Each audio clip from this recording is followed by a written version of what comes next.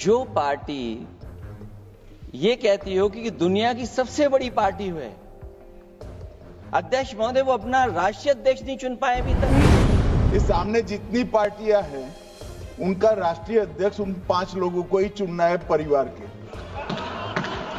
हमें माननीय अध्यक्ष जी करोड़ों सदस्यों में से 12-13 करोड़ सदस्य प्रक्रिया कर कर चुनना है तो देर लगती है, आपके यहां जरा भी देर नहीं लगेगी।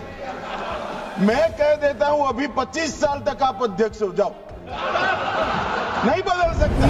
कि रेलवे की जमीन भी भारत की है, डिफेंस की भी जमीन भारत की है, क्या डिफेंस की जमीन नहीं बेची जा रही मंत्री जी? आप कहते टेक्नोलॉजी का हम इस्तेमाल करेंगे, जमीनों को हम मैपिंग कर करके डेटा एंड रिकॉर्ड ठीक करेंगे। अध्यक्ष महोदय ये बताएं कि वो 30 लोग कौन थे, उनके नाम क्या थे जिनकी जान चली गई। बल्कि अध्यक्ष महोदय ये सरकार बताए कि जो लगभग 1000 हिंदू खो गए हैं, जो अभी तक नहीं मिले। कहीं ऐसा तो नहीं था कि अभी कुछ दिन पहले यात्रा जो हुई है वो कहीं 75 वर्ष की एक्सटेंशन वाली यात्रा तो नहीं थी। अध्यक्ष महोदय मैं देख रहा हूं जो एक्स कांग्रेस वाले वो ज्यादा बोल रहे हैं। सरकार गारंटी दे कि वक्फ की जमीन कभी भी किसी भी पैतरेबाजी से किसी और मकसद के लिए किसी और को नहीं दी जाएगी।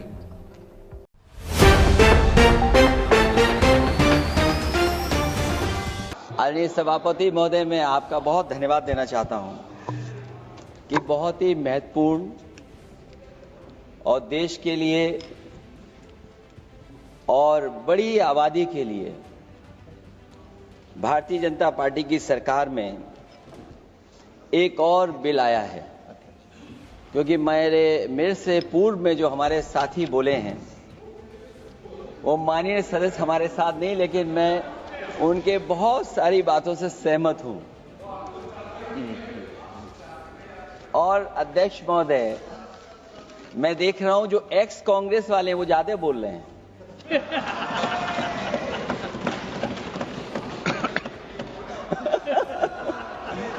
आदरणीय अध्यक्ष महोदय,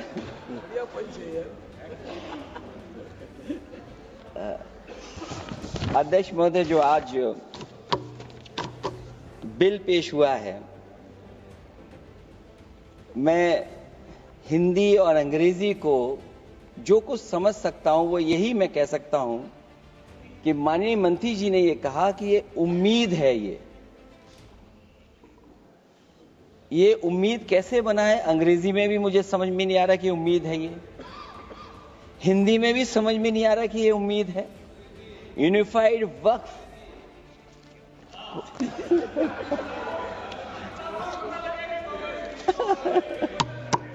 अध्यक्ष महोदय, यूनिफाइड वक्फ मैनेजमेंट अध्यक्ष महोदय ये अध्यक्ष महोदय मैं समझ सकता हूं कि मैं वो बात छेड़ना नहीं चाहता था, लेकिन क्या करूं, मजबूरी है अब। अध्यक्ष महोदय अभी माननीय सदस्य लोग ये कह रहे हैं कि हमारे सदस्य नहीं है यहां पर जो हमारे साथी हैं, लेकिन अध्यक्ष महोदय मैं ये कहना चाहता हूं, अध्यक्ष महोदय मैं ये कहना चाहता हूं, ये जो बिल लाया जा रहा है, भारतीय जनता पार्टी में एक मुकाबला चल रहा है। भारतीय जनता पार्टी के अंदर मुकाबला चल रहा है कि खराब हिंदू कौन बड़ा है। और ये बात अध्यक्ष महोदय मैं ऐसे ही नहीं कह रहा हूं। जो पार्टी ये कहती हो कि दुनिया की सबसे बड़ी पार्टी है, अध्यक्ष महोदय वो अपना राष्ट्रीय अध्यक्ष नहीं चुन पाए अभी तक।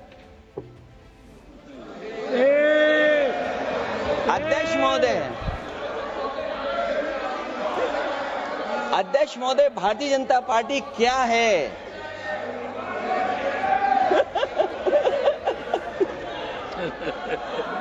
जी मैं अखिलेश जी ने बहुत हंसते हंसते कहा है, इसको हंसते हंसते जवाब देना।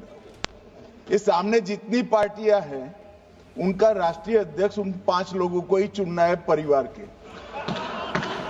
हमें माननीय अध्यक्ष जी करोड़ों सदस्यों में से 12-13 करोड़ सदस्य प्रक्रिया कर कर चुनना है तो देर लगती है, आपके यहां जरा भी देर नहीं लगेगी। लगेगी। मैं कह देता हूं अभी 25 साल तक आप अध्यक्ष हो जाओ, नहीं बदल सकता। अध्यक्ष महोदय, क्योंकि जो बात निकल के आई है वो मैं फिर आगे बढ़ा दूं। अध्यक्ष महोदय, जो बात सोशल मीडिया या और जगह गुपचुप हो रही है, कहीं ऐसा तो नहीं था कि अभी कुछ दिन पहले यात्रा जो हुई है वो कहीं 75 वर्ष की एक्सटेंशन वाली यात्रा तो नहीं थी? अध्यक्ष महोदय, ये जो इस बार जो वक्फ बिल आया है, नाकामी का पर्दा इस बार है वक्फ बिल। और नाकामी कोई एक आध नहीं है, मैं कई नाकामियां बता सकता हूं। अभी मैं माननीय सदस्यों को सुन रहा था, वो पुराने कई बिल उनके बारे में चर्चा कर रहे थे कि कितने प्रोग्रेसिव बिल लेकर के आए हैं। मुझे याद है मैं उत्तर प्रदेश में उस समय था और मुझे लगा कि शायद इनकी वो बात ठीक होगी। एक ये बहुत तैयारी के साथ फैसला लेकर के आए थे और फैसला ये लिया था आधी रात के आज के बाद नोट नहीं चलेंगे, नोट बंद हो जाएंगे। अध्यक्ष महोदय, उस नोटबंदी नाकामी के बारे में भी तो चर्चा हो जाए कि अभी भी न जाने कितनी जगह पर कितना रुपया निकला जा रहा है, कितना निकल करके आ रहा है। केवल नाकामी नोटबंदी की नहीं, नाकामी बेरोजगारी की भी है, नाकामी महंगाई की भी है, नाकामी किसान की आय दोगुनी नहीं कर पाए वो भी इनकी नाकामी है। मुझे याद है एक माननीय मंत्री जी पूरे देश की नदियों के बारे में बीओडी बता रहे थे, लेकिन माननीय मंत्री जी ये भूल गए कि उनके शहर में, उनके क्षेत्र की जो नदी है उसकी बीओडी क्या है। गंगा क्या साफ हो गई, यमुना क्या साफ हो गई, स्मार्ट सिटी क्या बन गई, क्या गोद लिए हुए गांव इन्होंने गोद से उतार दिए, उनकी क्या दुर्दशा है। इसलिए मैं कहना चाहता हूं, ये नाकामी का पर्दा इस बार वक्फ बिल बना है। और सबसे बड़ी बात तो यह है कि जिसके लिए फैसला होना है उसकी बात को अहमियत न देना भी नाइंसाफी है। अध्यक्ष महोदय, नाकामी केवल यहां तक नहीं है। और भारतीय जनता पार्टी क्या है, मैं केवल एक पुरानी घटना याद करता हूं। एक बार फैजाबाद अयोध्या में एक कार्यक्रम था, उसमें बड़ी तैयारी की गई थी और तैयारी के साथ कलाकार मुंबई से बुलाए गए थे। हो सकता है वो सहमति दिल्ली से ना रही हो, केवल लखनऊ की सहमति से हो रहा हो कार्यक्रम। और जब कार्यक्रम की पूरी तैयारी हो गई, भगवान श्री राम बनकर के कोई आ गया, लक्ष्मण बनकर के कोई आ गया, मां सीता भी बनकर के कोई आ गया, और भगवान हनुमान भी बनकर के कोई आ गया। लेकिन जब लखनऊ से वो हेलीकॉप्टर उड़ा और अयोध्या पहुंचा तो सब लोग थे, लेकिन उसमें हनुमान नहीं थे। अध्यक्ष महोदय, मैं भारतीय जनता पार्टी के लोगों से कहूंगा कि जानकारी करिए कि आखिरकार भगवान श्री राम थे, लक्ष्मण थे, सीता थी, लेकिन हनुमान क्यों नहीं थे? हनुमान इसलिए नहीं थे, शायद उनकी जात या धर्म कुछ और था। अध्यक्ष महोदय, ये देश मिली जुली संस्कृति से चला है। कुछ हमने सीखा, कुछ उन्होंने सिखाया। और जो लोग ये कहते हैं कि हम सबको बराबरी का हक देते हैं, अभी कुछ दिन पहले ईद निकली है। अध्यक्ष महोदय, वो परंपरा रही है, न केवल मैं जाता हूं बल्कि कोई दल का नेता ऐसा नहीं न जाता हो उस कार्यक्रम में शामिल होने। भारतीय जनता पार्टी के जो मुख्यमंत्री, उप मुख्यमंत्री, वो भी जाते हैं, उप मुख्यमंत्री, सभी धर्मों के नेता आते हैं। लेकिन पता नहीं इस बार क्या साजिश थी, षड्यंत्र था कि वहां पर कुछ पाबंदी लगी हुई थी। अगर किसी कारण पाबंदी लगी हुई थी तो बात समझ में आती है, लेकिन जब जानकारी हुई है, किसी को नहीं पता था कि पाबंदी क्यों लगी है कि आप नहीं जा सकते वहां पर कार्यक्रम में शामिल होने। क्या यही भारत है, यही संविधान हमें रास्ता दिखाता है? अध्यक्ष महोदय, मंत्री जी बताएं हमें, वो खुद भी माइनॉरिटी हैं, भगवान बुद्ध के रास्ते पे चलते हैं। भगवान बुद्ध का रास्ता दूसरा है। हम आपको अपना मानते हैं तब भी जब आप हमारे बहुत सारे ग्रंथों को नहीं मानते, तब भी हम आपको अपना मानते हैं। आप हमारे पुराणों को नहीं मानते हैं, आप हमारे उपनिषदों को नहीं मानते हैं। लेकिन सोचिए, हम हिंदू वो लोग हैं जो आपको स्वीकार करते हैं और गले लगा करके चलते हैं। अब मैं दूसरे धर्म पे नहीं जाऊंगा, कोई नाराज हो सकता है। मैं दूसरे धर्म के बारे में नहीं जा सकता, मैं केवल यही बताता हूं। और मैं उत्तर प्रदेश में अध्यक्ष जी जहां से आता हूं, मैं अपमान नहीं कर रहा हूं, मैं सच बोल रहा हूं। और ये बिहार के चुनाव में जो आप कह रहे हैं कि महिलाओं को 2 मेंबर बना दिया, इस बार मैं भी देखूंगा आगे भारतीय जनता पार्टी कितनी महिला लोगों को टिकट देंगे वहां पर।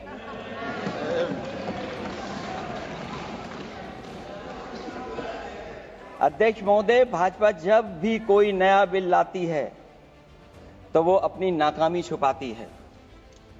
भाजपा वाले मुसलमान भाइयों की वक्फ की जमीन चिन्हित करने की बात कर रहे हैं, जिससे महाकुंभ में जो हिंदू मारे गए हैं या खो गए हैं उनको चिन्हित करने की बात पर पर्दा पड़ जाए। अध्यक्ष महोदय, मुझे खुशी इस बात की कि हमारा धर्म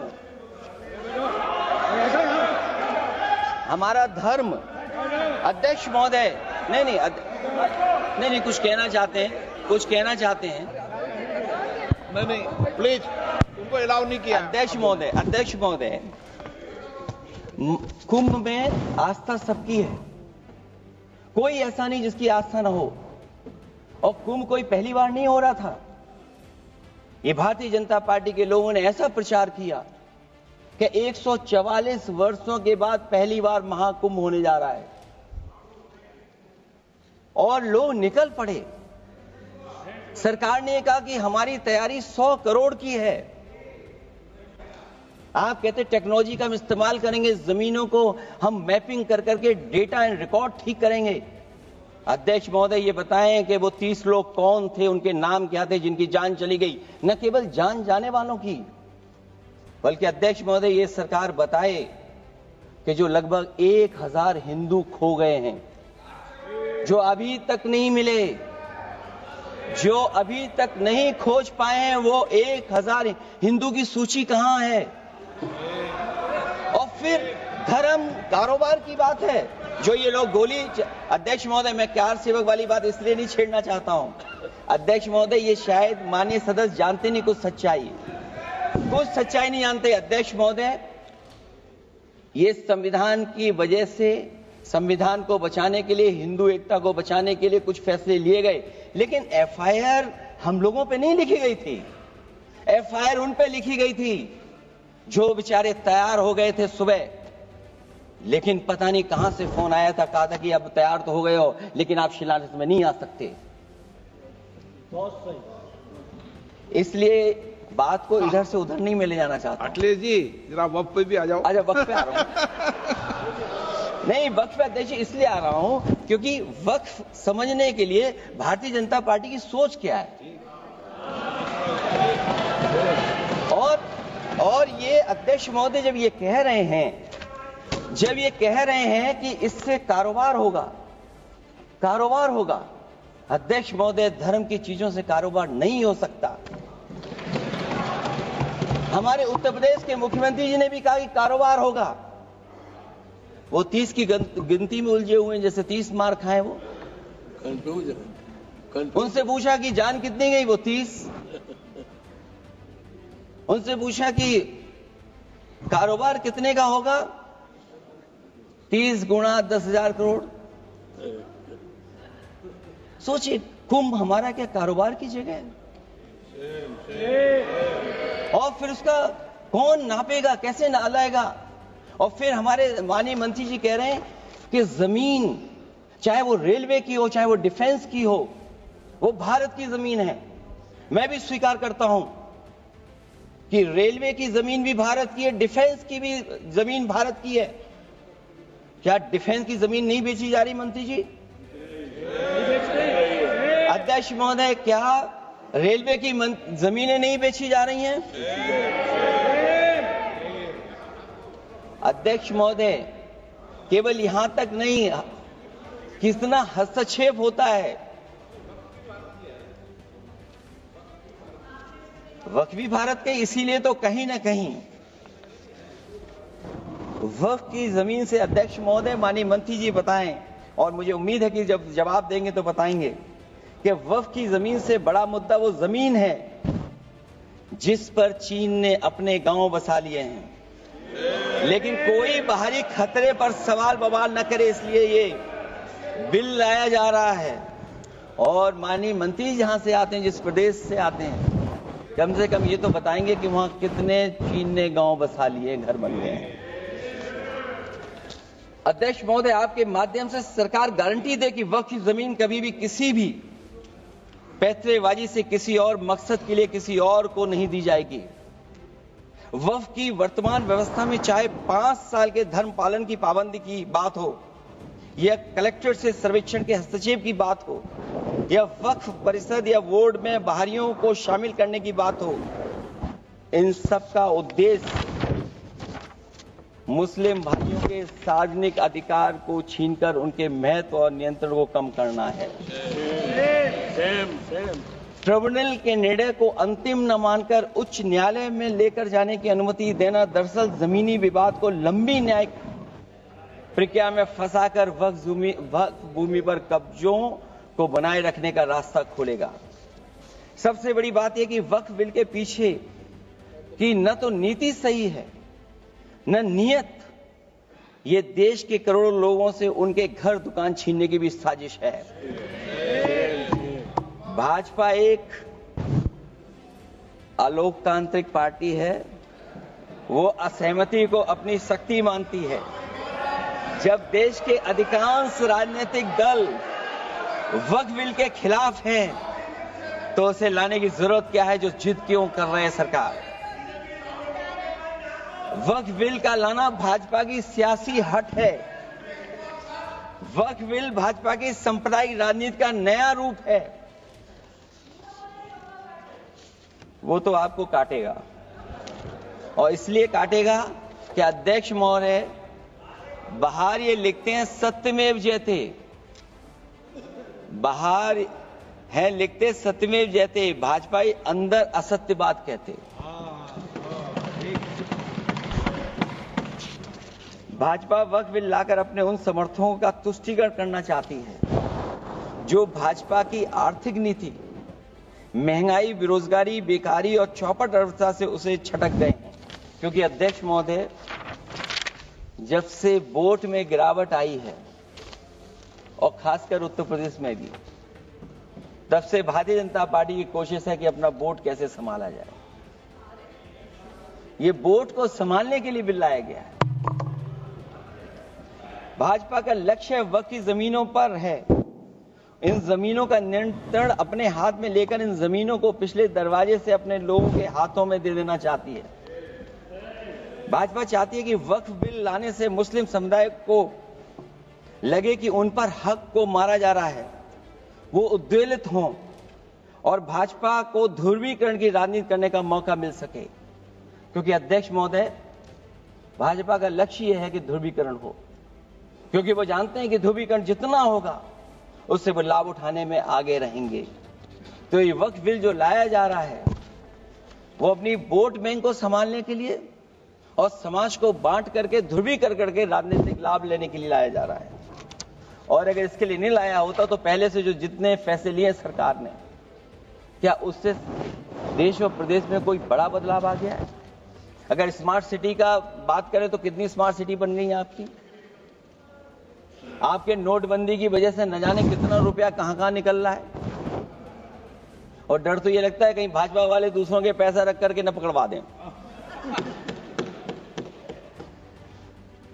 वक्फ बिल के आने से पूरी दुनिया में एक गलत संदेश भी जाएगा। इससे देश की सेकुलर इमेज को बहुत धक्का लगेगा। वक्फ बिल भाजपा की नफरत की राजनीति का एक और अध्याय है। मैं अंत में कहना चाहता हूं कि अभी तो आपने साथी संभाल लिए हैं, एक साथी तो मुझे दिखाई नहीं दे रहा है, और हमारे जिनका हमने सम्मान किया हमें कहां ले गए आप, और हमें यहां छोड़ गए आप, हमें छोड़ गए। हमें देखिए सभापति महोदय देखिए राजनीति क्या है। हमने आपका हाथ पकड़ा और हम यहां आ गए, और आप हमारा हाथ छुड़ा करके वहां चले गए। इसलिए देखिएगा कब हमारा इनका हाथ मिल जाए। और मैं अध्यक्ष सभापति महोदय ये कहना चाहता हूं कि वक्फ बिल भाजपा के लिए वाटरलू साबित होगा, क्योंकि ऊपर से तो हाँ हाँ कह रहे हैं, लेकिन अंदर ही अंदर बहुत सारे साथी सहमत नहीं है। मैं अंत में इतना ही कहना चाहता हूं कि ये वक्फ बिल जो लेकर के आए कोई उम्मीद लेकर के नहीं आ रहा है, ये सोची समझी रणनीति का हिस्सा है, क्योंकि इनका जो बोर्ड बिखर गया है, ये मुस्लिम में भी बंटवारा चाहते हैं। मुस्लिम इस्लाम धर्म में कहीं बंटवारा नजर नहीं आता है, लेकिन इनकी कोशिश है कि इस बिल के माध्यम से हम मुस्लिम भाईचारा में भी बंटवारा करते हैं। बंटवारा तो पीडीए करेगा। अभी देखिएगा सभापति महोदय, हमारे एक सदस्य कह रहे थे कि चुनाव बहुत अच्छा होता है। इनसे बेहतर किसने चुनाव देखा होगा? चलिए धन्यवाद। वोट ही नहीं डालने दिया। सभापति महोदय मैं धन्यवाद देता हूं। मैं और अपने दल और साथियों के साथ कहता हूं कि समाजवादी पार्टी जिनका विरोध करती है, वोट पड़ेगा तो हम इसके खिलाफ वोट डालने जा रहे हैं। CIB इंडिया न्यूज की सभी खबरों को देखने के लिए लाल रंग की बटन को दबाकर चैनल को सब्सक्राइब जरूर करें, घंटी जरूर दबाएं ताकि हमारी सभी खबरों के नोटिफिकेशंस आप तक पहुंचते रहें।